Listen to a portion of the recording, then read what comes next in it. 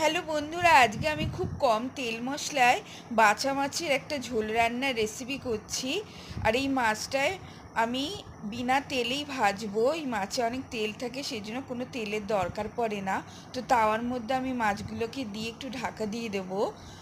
দেখো, ঢাকাটা খুলে নিয়েছি, কতটা তেল বেরিয়েছে। আমি কিন্তু এক ফোঁটাও তেল দিইনি এই মাছে। যে কোনো তেল জাতীয় মাছ, যেমন পাবদা মাছ, সব কিছু মাছে কিন্তু তেলের দরকার পড়ে না, বিনা তেলেই তোমরা ভেজে নিতে পারো। বা ঢাকা দিয়ে দিয়েছিলাম, ঢাকাটা খুলে নিয়েছি। দেখো, মাছটা ভাজা হয়ে গেছে, আমি তুলে নিয়েছি বাটির মধ্যে। এবার আমি রান্নাটা করব। এবার আমি যে তাওয়ার মধ্যে মাছ ভেজেছিলাম তার মধ্যে আমি সবজি দিয়ে দিলাম। এর মধ্যে ভেন্ডি, আলু, গাঁটি কচু, একটু নুন দিয়ে হালকা করে সাঁতলে নেব, একটু হালকা করে ভেজে নেব। দেখো, ভাজা একটু হয়ে গেছে, এইভাবে একটু আমি সাঁতলে নিয়েছি। এবার অন্য একটা কড়াইয়ের মধ্যে 1 চামচ আমি সর্ষের তেল দিয়ে দিলাম। এই 1 চামচ তেলেই পুরো রান্নাটা করব। এবার গোটা কালো জিরে দিয়ে একটু ভেজে নিলাম, টমেটো পেস্ট দিয়ে দিলাম একটুখানি, একটু নাড়াচাড়া করে টেস্ট অনুযায়ী নুন দিয়ে দিলাম।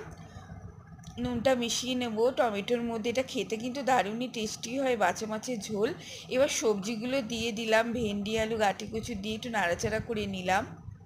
এবার হলুদ, কাশ্মীরি মির্চ জলে গুলে রেখেছিলাম, সেটা একটু দিয়ে দিলাম।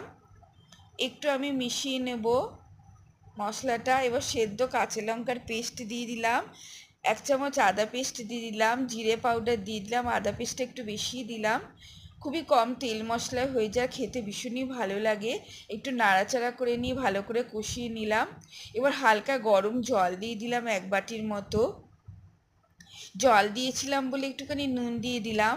এবার ঢাকা দিয়ে দিলাম, ঢাকাটা খুলে নিচ্ছি। দেখো, ঝোলটা ফুটে উঠেছে, আলুগুলো সেদ্ধ হয়ে গেছে, সবজিগুলো এভাবে সেদ্ধ হয়ে গেছে। এবার আমি বিনা তেলে ভেজে রাখা মাছগুলো দিয়ে দিলাম।